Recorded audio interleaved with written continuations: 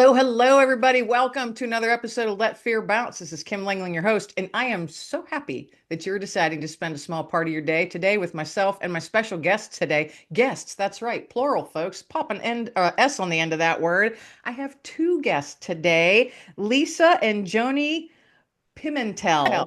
And they are musicians, teachers, and all kinds of things. Let's see here. Singers, songwriters, producers, teachers. They've got a brand new album out called You're a Star. It's a children's album. And that's what we're going to be talking about today. And of course, their music journey and how they popped into that and how being school teachers plays into that. It's just super exciting. I can't wait to dive into this conversation. So Lisa and Joanie, welcome to Let Fear Bounce. Hello. Good morning. Good morning. Now you guys have such a long bio, and we were talking off mic, and I was like, oh my gosh, I'm not going to read all of it, so we're going to have to do our darndest to pop in on everything. But first, well, of course, thank you for joining me today on Let Fear Bounce. Thank you for having us. Let's see here. You have a new album called You're a Star, and I listened to it, and we talked about that off mic. I listened to it this morning, and it's so awesome because it's just got such to me, a different feel because each song feels completely different. And you can tell that there was a lot of love and thought and effort and talent put into each song to make it just that way. So I appreciate artists such as yourselves that you can feel that energy in your songs and the love that you have for doing what you're doing. So I thank you for putting all of that into it because the world needs more art like that. So thank you, ladies. Well, that was a very kind compliment. My goodness. Thank you. You are welcome. Okay, so just simple, easy question, tossing it out there. How did you guys get into music? Ooh, well, I mean, Yeah, go for it. we were, we're from a big family with a lot of music, with a lot of sort of free range music in the home where, there were just instruments everywhere. There were relatives always singing and dancing. Lots of noise. Lots of noise, very chaotic, very loving. And we just always we were just kind of drawn to instruments all the time. And then when we were in school in fourth grade in the school where we were, you sign up for band, you sign up for orchestra. So I did the saxophone in the band and Joanie did the cello. And next thing you know, we're in the jazz band and we're doing all the school stuff. And then we were in rock bands. We were after school playing. I played the drums. Joanie played the drums. We had our like jam bands, playing like those old, Smoke on the Water in the garage kind of thing. I was more into hip hop, R&B, soul, that Joanie type liked of thing. club. That's what. Yeah. Oh, Yes, I was more. I could take it or leave it. Yeah. So I'm with you, Kim. I had definitely more of like a soul, R&B, hip hop, rap type of sensibility, and Lisa kind of had a different. She was more like rock, I guess. Yeah, well, we were on our two tracks, Joanie, because right. she's younger than me, and so she was doing her thing, and I was doing my thing, and again, like I feel like both of our timelines can be defined by what band we were in. So this band did this band. That's like the best way to follow. Like if we're gonna write a history of our, and they're very, very different until at one point. I figured out how it started. I mean, do you want us to keep going with this? Because it goes and goes and goes. That's how we got into music. It's just because, you pretty much were born into it then. We were born because into your it. family. Yeah, definitely. And not just, and I think the other thing too, because I get this question a lot, not just as a musician, but as a music teacher. And one of the big things is that our parents never told us to stop. There was, like Lisa said, there was a lot of activity and a lot of liveliness, and our house was just humming always with some type of sound. And there's a lot of kids too. And a lot of kids. And how many kids are in your family? How many siblings do you have? Well, we have 5, but my parents fostered children, so there were always a lot. Oh, just listening to you, I mean, all that, and at times I'm sure it probably felt overwhelming, and you're just like, I just want a room of quiet to myself. But what a blessing. No, yeah. To grow up the way you did and to have the parents that you did that encouraged and just said, hey, go. And also when you're learning an instrument too, it's not always a pleasant sound. Right. When somebody's learning to play an instrument, and to my parents' credit, they were able to put up with all of it. And it was all of us played, a couple of instruments, and it was just lot of activity, and they were our first and most loyal fans. And I that remember is awesome. There's this guy that I see once in a while when we're in Boston, because originally we're from Massachusetts. And I see him once in a while. He's a musician and he's like amazing. He's a bluegrass, and he goes, you know where I got introduced to music? He was our paper boy. So he'd like deliver our paper and hear the music and come down and jam with us. That is so awesome. So funny. That is so awesome. Like when you ask that question to him, you know, where'd you get your start? He says, oh, there was this family. They were crazy. And I went to the basement, you know, I was their paper boy. That's I was a paper girl. Yes. Wow. Flashback. Yeah. Flashback. What a cool story though. I love that. I love how that rolled out for you guys. And are you, I'm assuming that you two aren't the only musicians still in your family. Did anybody else go that direction? Everybody plays music, but we're the only two that do it professionally. Okay. Okay. Yeah. And you still both teach?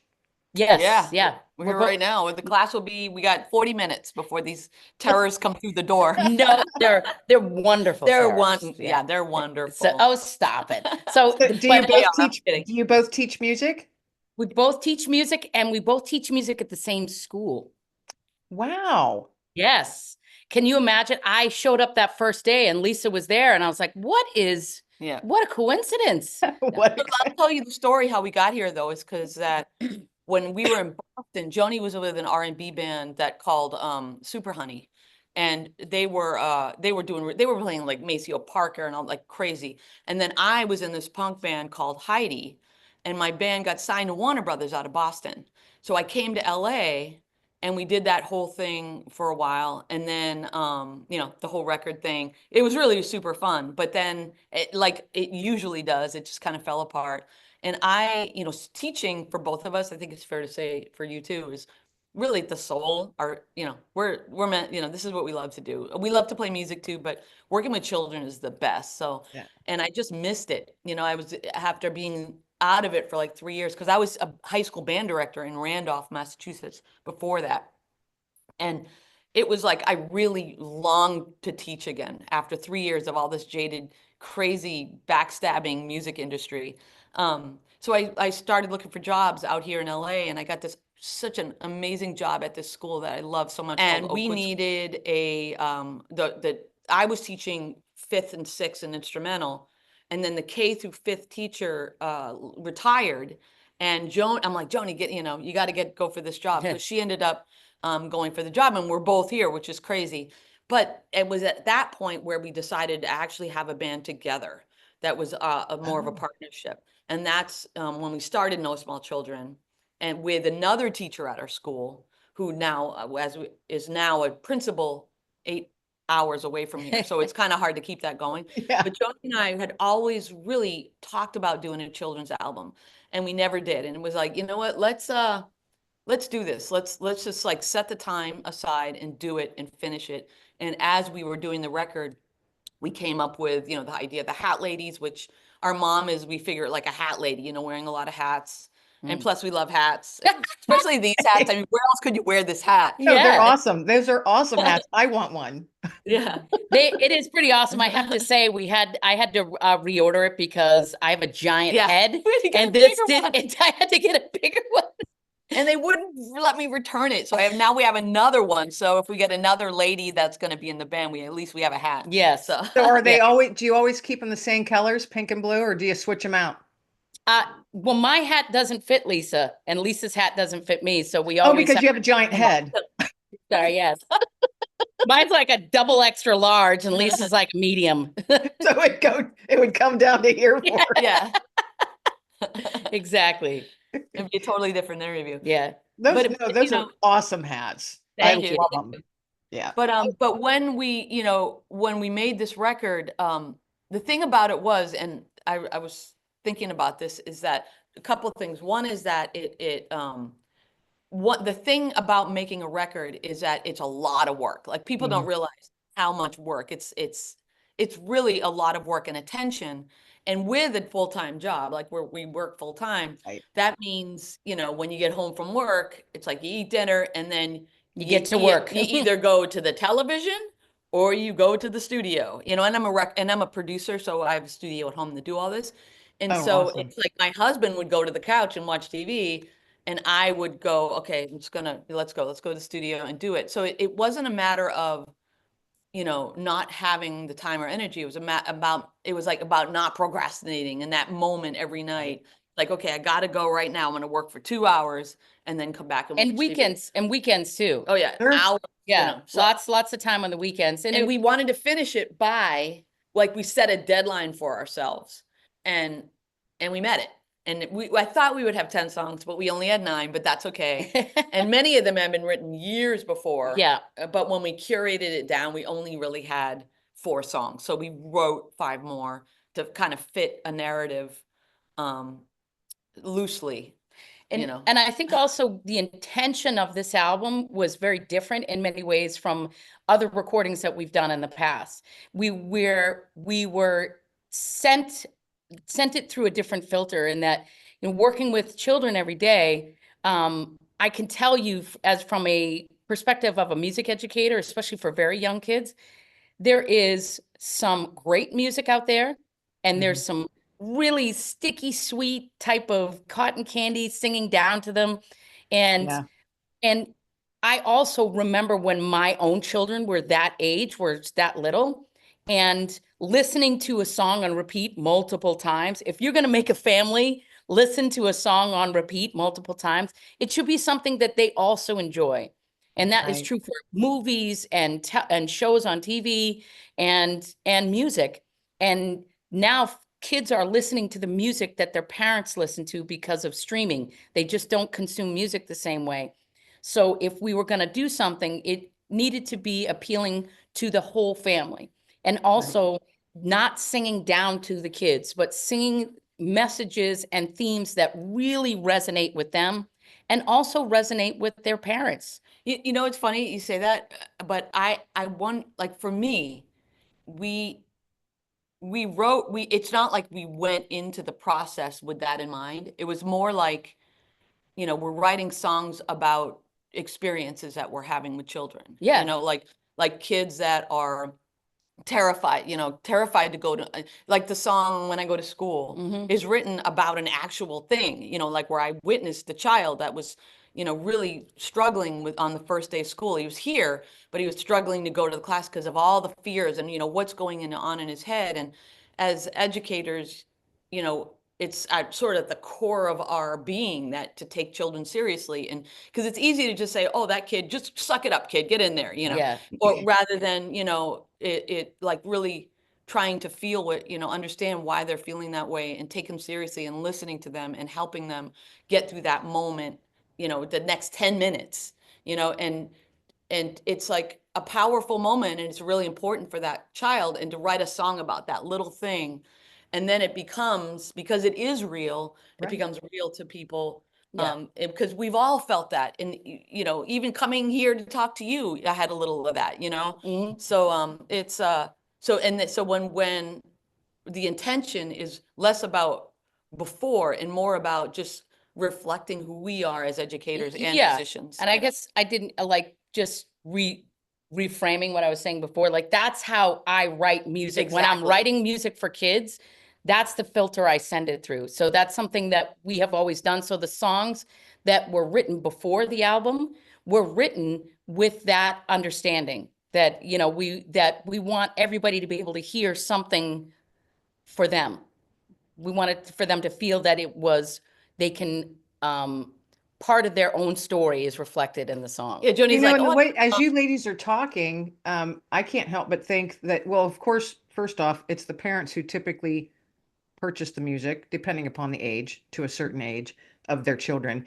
But I think, and tell me if I'm wrong, or if you've had feedback on it, the songs that you've written for this album, and I did listen to them. I listened to all of them, and they're awesome. As the adult, they may be learning something and may be able to look at their child a little bit different and go, is that what you're going through? Well, that So would be have you had wonderful. any feedback like that from any of the songs from the parents? Yeah. Yes. Yes. When we released a record, it was right around the time kids were going to college. So we actually got quite a few parents that are, because Parents are definitely part of when you're an educator, like you're dealing with the parents and, good and bad, a lot, right? But it's also that true with like college age kids. And the parent, like a bunch of parents wrote to us, like saying, I was crying when I heard this song because I was sending my kid off to college for the first time. And like it's really interesting because in our mind, it's like the little kids, but wait, that age, especially as of the last like 10 years, kids going off to college was always hard, but it seems even harder now for parents.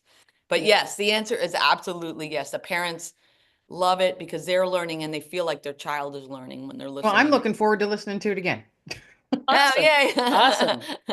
So I mean, it's definitely not an album that you just buy and say, oh, this is for kids only. That's absolutely not the case here. Yeah, and actually, last month, pardon me, we had a request from some of our kindergarten teachers to come and perform as the Hat Ladies, and they have like a morning meeting. And every Friday, the parents are invited to sit in on the meeting. So they asked if we would perform as the Hat Ladies. It's kind of a character, so the kids love when they see the hats, they know Right. we're doing the Hat Ladies thing. So we performed for the families, and there's a song, one of the songs, Human, our students are actually learning, and so they performed it in that moment, sang along with us. They got to sing along with us, and there was a lot of parents who were very teary, very teary, and who actually reached out to us later, because there's a lot of, as much wonderful and wonderful things are happening in the world, there's also a lot of really, really hard things going on, a lot of challenging things where people are at odds with each other. And it's very easy as adults to get caught up in that. But when you hear a child saying, we're human, meaning like whatever it is that we're disagreeing about, can we start with the fact that we are both human beings? Let's start there. And in some ways, when you hear a child sing about it, it sounds so simple, and it reminds us all about how important it is to view the world that way. Let's start as human beings, you and me. If we can agree with the human part, let's start there. Then, Yeah, and that was the expression. They said, thank you for just putting it in those simple terms and reminding them, like we have to sometimes think like a child, to see things more clearly. We outgrow that, and the world, I think, sucks that away from us. Yes, as we grow. And it's funny you're saying that, because can we just be human? Because at the time of this recording, it's been, what was it, August of 2024 that you released? Mm-hmm. And I have a book called Nuggets of Hope that was released in August, and it's all along the same vein of what you're talking about right now. We're human, and this is, be hopeful and be kind. Just be kind. It's true. And everything you're saying internally, I'm like jumping up and down. Okay. Absolutely. Yep. Love that. I love that story. Thanks for sharing that. And I think that's so cool that they invite the parents to come in on those. Oh yeah. That's really awesome. Once a week, they have like a little thing in the morning meeting for that the is cool. So I want to jump in. You've got a couple of songs that, were kind of a big deal. Just a little, kind of a big deal. So on the Ghostbusters movie, the one with Melissa McCarthy and all the other ladies, I can't remember all their names.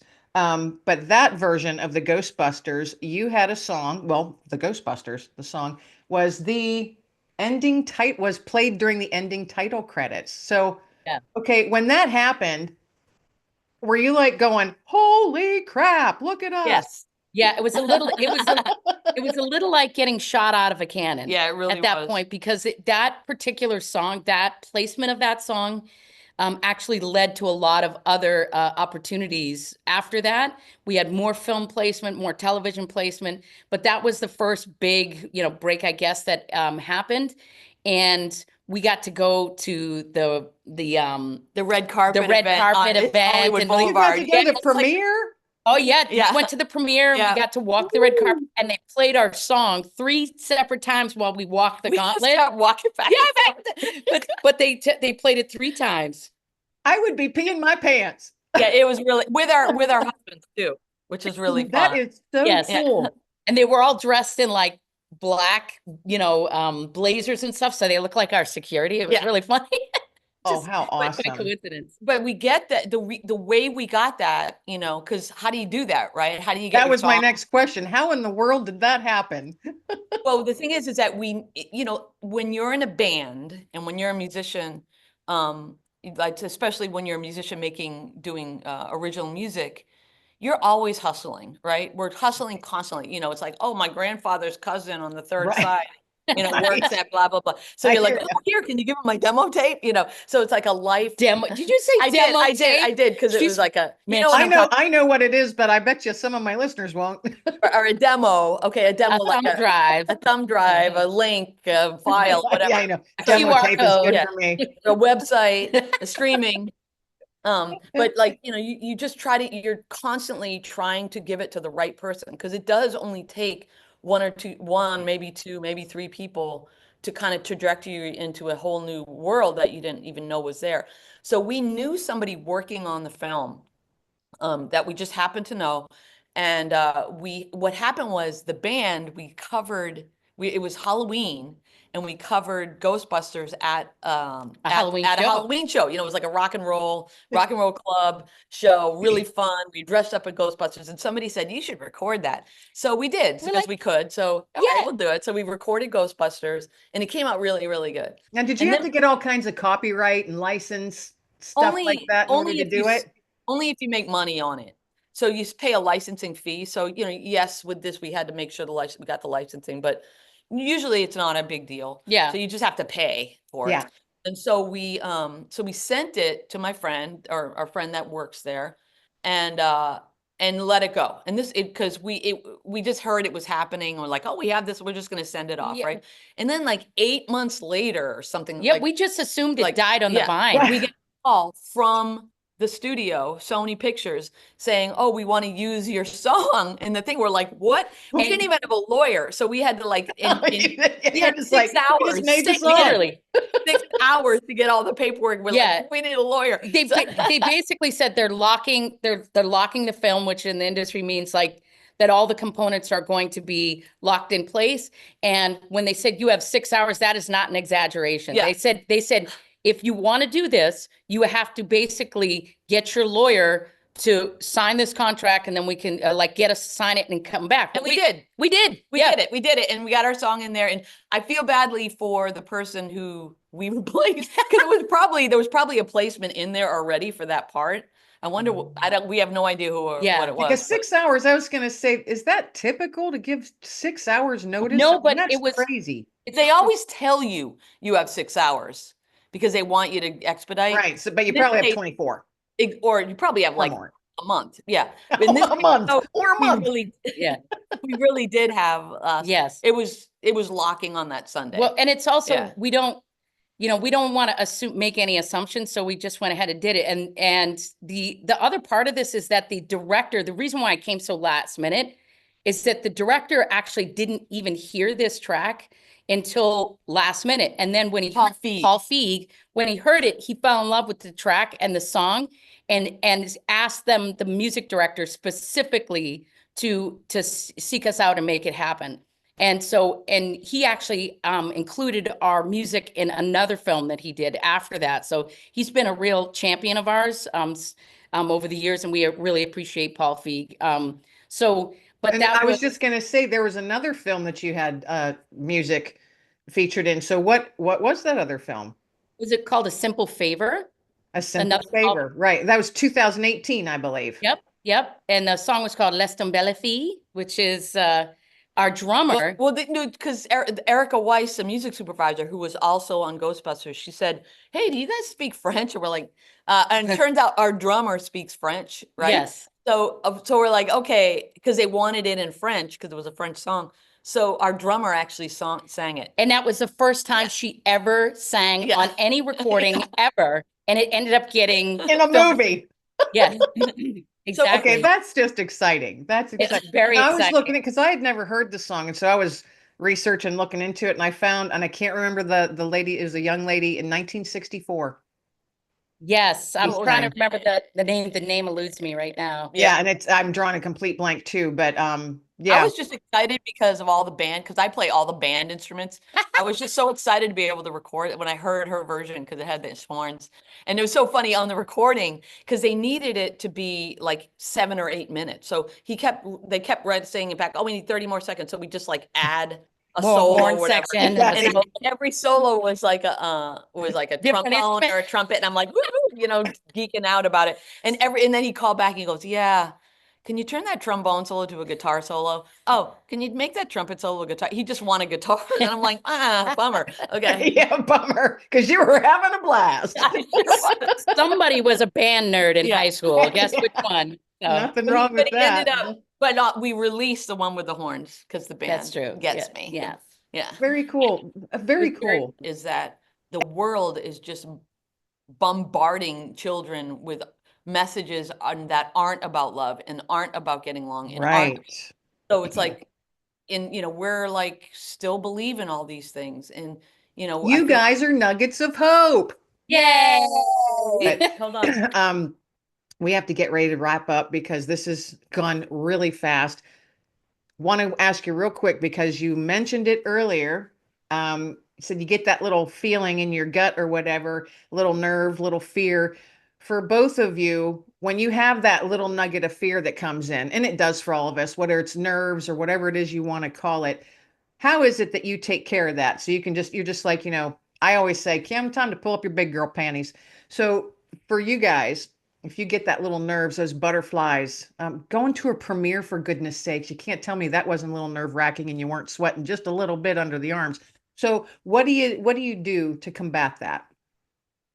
Well, for me, I think, I mean, this happens a lot, right? Every day to everybody.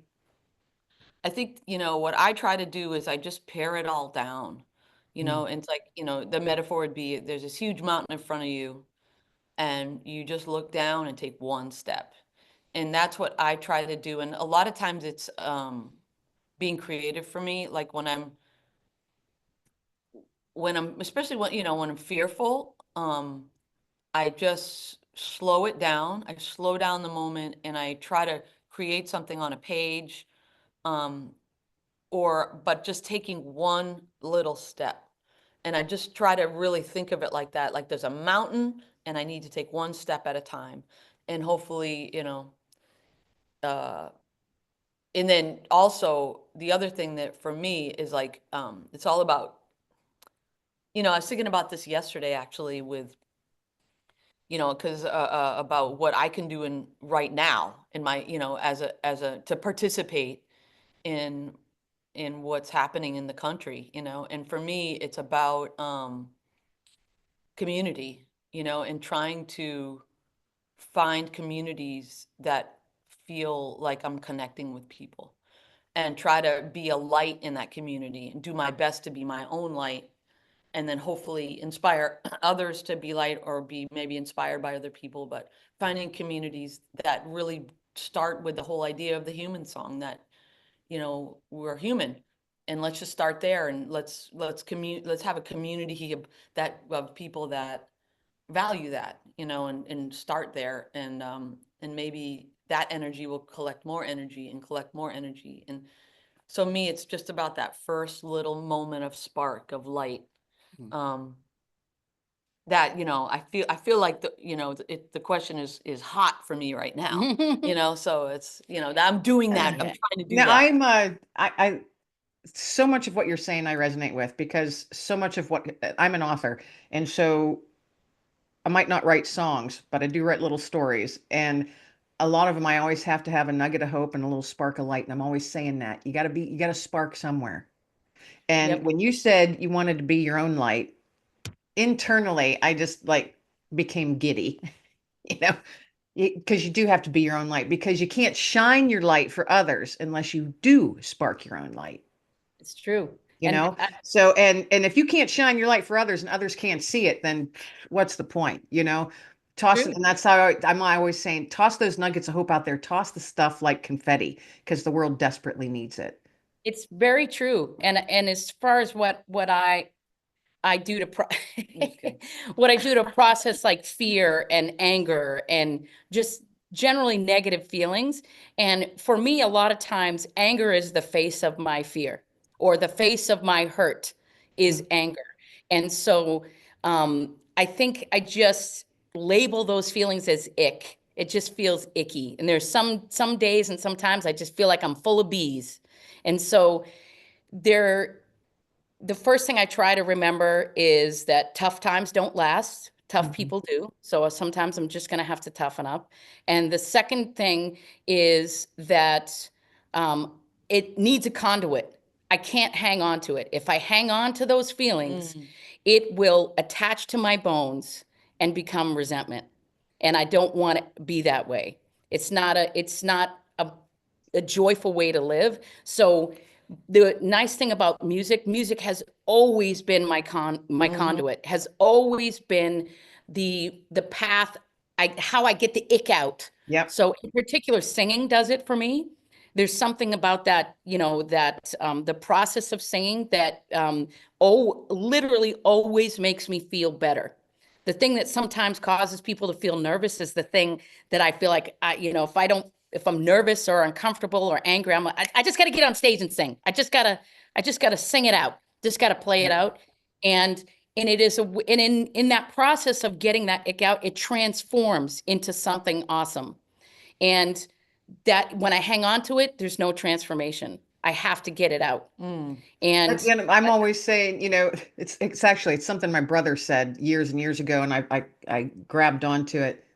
Because he had said the one time, he's like, you know what, I can't deal with their negative anchors today. I don't want their negative anchors weighing me down. yeah, And I'm a visual person. So, see it, visualize that. Big old anchors hanging off your shoulders that other people put there. And you're like, why'd I let them do that? and if I'm not careful, I can end up being one of those anchors.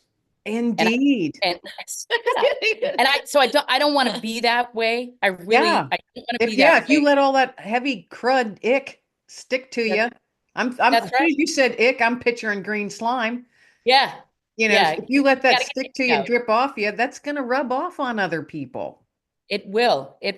And that's not And you being a good behavior. said tough times don't last, but tough people do. That Yes. is one hell of a t-shirt. I can't claim credit for that quote. I've heard it a little while ago, and I think when the world is in such a hard spot, and when people start to feel hopeless, that I literally just remind myself of that, and also keeping things in perspective and working with the kids really, really helps me to do that. As hard as I think I may have it today, all I got to do is read the story or hear something from another person where they're really in the thick of it. They're really having a hard time. And I just, less attitude, more gratitude. So And Absolutely. ladies play all day. Another t-shirt. play all day, the hat lady's way. That's right. There you go. We actually Now made put cake. that on a t-shirt and a coffee mug. No, we have it on a cape. We sell it. Yeah. Yeah. We make cape? capes. A Yeah, cape. we have capes. Slay all day, the hat lady's way. Okay. Where do you get these capes? Very soon you're going to go to As soon as Joanie puts Very soon. No, we actually have them. We have them. And awesome. I would t-shirts. definitely wear a cape. Oh my God. we will, how about we send you a cape? Oh, and I'll take a picture and blast it all over social media. Perfect. Hey, and Joanie, you've got to get the store up Okay, and running. I will. Now I really have to. We Okay, actually do that is so fun. You have capes. Yeah. I did years ago. A local photographer with our local newspaper approached me and said, I have a project in mind, and I want to call it the Superhero Project. And I went, okay, what do you want to talk to me about? And he goes, if you were to be a superhero, what kind of superhero would you be? He goes, would you be willing to dress up as what type of superhero you would want to be and then share your story? And I dressed up as Miss Captain America with the whole, the shield. I added a cape to it, all kinds of stuff. And he got 12 of us ladies, and there was a couple ladies that had beat cancer, one that was going through brain cancer at the time. I live with PTSD due to something I experienced in the military. So I shared a little bit about that, but it was all about superheroes. And you could make up your own Love outfit that. for your superhero. It was just so, as soon as you said cape, that's what popped in my head. And I'm like Mm. thinking, you guys are little superheroes with your cape. Oh, we're Because collecting music, superheroes too. music is a healing thing to me. I couldn't imagine my life without music. I have certain songs that are a literal playlist of my life, Yeah. you know, and I couldn't imagine my life without music. It would be too quiet. And then I think because it would be quiet, it would be dark, Yes. you know. So what Yeah. you guys do, I'm just in awe of. We're getting ready to wrap up here, folks. This has been such an amazing conversation. So first off, I want to thank both of you for taking time early this morning where you live at to spend Yes. some time with me. This has just been awesome. So thank you for being my guest today. I appreciate it. Thank you Thank for having you. us. Now, I have two things that we're going to round this show out. So first off, tell folks where they can find you and all your good stuff. Well, our music is on basically all the streaming platforms, however you get your music. If you want to get like the lyrics and all the credits, you can go to Bandcamp, Hat Ladies, Bandcamp, the Hat Ladies. And on Bandcamp, if you're an educator, we actually made backing tracks for all the songs. So, because a lot of these songs are written in good keys for kids, most of them are, pedagogically speaking. So you can get the backing tracks and the lyrics at Bandcamp. And the music too, the lead sheets. And The that's lead what I mean. sheets. Yeah, and the lead Oh, sheets. how The sheet. awesome. Yeah. And then you can go to our website, the hatladiesmusic.com. Hatladiesmusic.com. Yeah, and that has some things on it. Oh, it is a process of No, Work trying in to progress, huh? But Yeah. we just got our merch, so that we'll have our store up and running soon. Plus, it has links to everywhere. Hatladiesmusic.com. We also have a YouTube channel, and we've done 2 shows so far. We have this the Hat Ladies Radio. We have a TV little show. It's like 10-minute long show where we do all these kinds of fun things, and we're hopefully gonna keep doing that. It's not a regular thing, but it's every month or so. We try to put a new one out. And it's funny things like, we do interviews with people, and Lisa will blindfold me and feed me gross stuff and then get me to try to guess what it It's is. a work in progress. Yeah. It's like we're trying to. The kids love it. Yeah, it's fun. Yeah, you got to make it gross. That's right. Yeah. And that's at the Hat Ladies on YouTube. On YouTube, yes. So yeah, I can't think of anything else. And we're playing shows. We're playing some shows, but we're more online, but we do play live. Yeah. So and we have a band that will play with us sometimes, or sometimes it's just the 2 of us. So Awesome. How awesome. Now, as I round out the show, we always like to round it out with a nugget of hope. And so I ask all of my guests to toss out, and since I've got 2 of you today, each one of you, please, if you could, toss out your own nugget of hope for the listeners today, something they can tuck away and carry with them. you go first. Nugget of hope. Nugget of hope. Ooh, so I would say that if you're looking for a nugget of hope, go and talk to a kindergartner. And Good one. and actually my first class this morning is kindergartners, and I'm very excited about that. But a kindergartner's perspective on the world is often filled with love, joy, and just enthusiasm. And ask them a question like, what's your favorite food? Any question at all. And you will leave that conversation feeling better, no matter what it is. I agree. Yeah. Awesome. Even better Oh, if I you could love get 'em that. to Yeah, sing. because a 5-year-old, a 5 or 6-year-old, they're still filled with awe and wonder Yes. Yes. And hope. and hope. Yes. Yeah. Being surrounded by Awesome. that every single day, it's the best. It's like, I feel like working in such a joyful place gives a person hope, for sure. Yeah. So should I answer this too? Yeah. All right. Well, yes, I would like a nugget of hope from each of you. Hope for me is in little moments, constantly all day long, like just trying to see hope when it's around you, in the community of people that you're with, like finding people that lift you up and that add to your light, and the hope is in the little, hope is like in little moments for me. Yeah, like Mr. Rogers And- says, look for the helpers. Look for the helpers. for the and- help. I love Mr. Rogers. I grew up to him. Yeah, look for the helpers, but also we are the helpers. Right. So just try We to. are the helpers. And the helpers. yeah, amazing. And I like how you said there are little pieces of hope everywhere, because there are. It could be a smile from a stranger. Mhm. It could be like, I'm looking around this room, there's a lot of hopeful things in here, but it's just trying to be open to them. Right. Your heart and your eyes have to be open to seeing it. It's Mhm. kind of a little foofy for me to say, but it's true. No, it's not I heard- goofy. I wrote a whole darn book about it. All right, sorry. Yeah. No offense. I heard a colleague say the other day that closed mouths don't get fed, Ooh. which is Yeah, but open mouths need to be quiet sometimes. Sometimes. I was just thinking sometimes open mouths can, Yeah, Yeah, keep say- your mouth shut is not a bad thing. probably for me. That's probably, yeah.